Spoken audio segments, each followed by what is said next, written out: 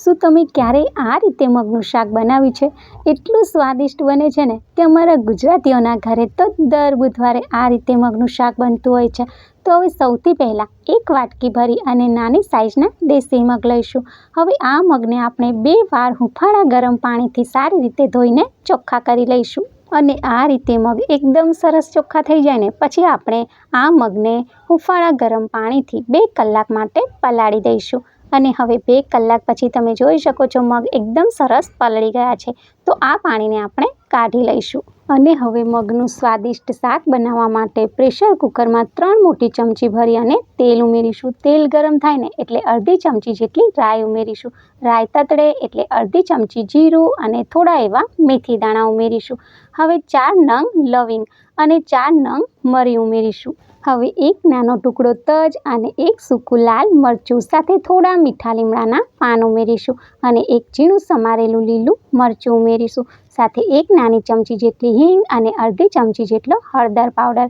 એકવાર વઘારને સારી રીતે મિક્સ કરી લઈશું. પછી આપણે આમાં ઝીણા સમારેલા ટામેટાં ઉમેરીશું અને ટામેટાને વઘારમાં એકદમ સારી રીતે મિક્સ કરી લઈશું. અને આ રીતે ટામેટાં થોડા સોફ્ટ થાય ને એટલે 1 નાનો ટુકડો આદુનો આ રીતે છીણીને ઉમેરીશું. હવે સારી રીતે મિક્સ કરી લઈશું. પછી આપણે આમાં પલાળેલા મગ પાણી કાઢી અને પછી ઉમેરીશું.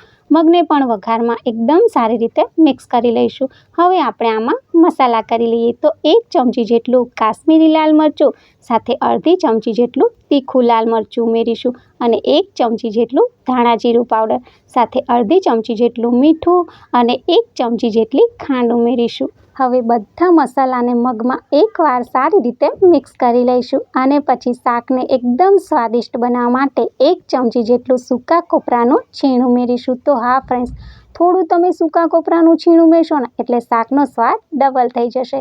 એકવાર મિક્સ કરી લઈશું અને પછી આપણે આમાં 1 વાટકી ભરી અને પાણી ઉમેરીશું.